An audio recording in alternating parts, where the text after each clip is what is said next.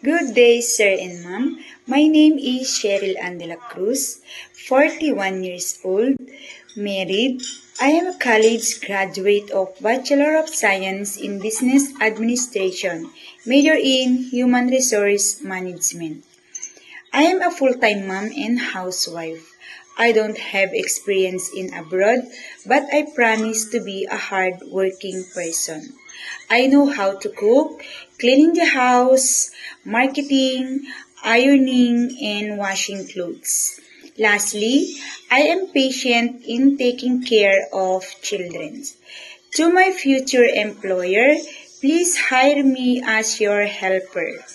I promise I am honest, kind, hardworking, cheerful, and helpful person. Sir and ma'am, I am willing to learn and follow your instruction. I can work under pressure. Sir and ma'am, I promise I finish my contract as long as you need me. I will treat you as my family. Hoping for your positive feedback. Thank you.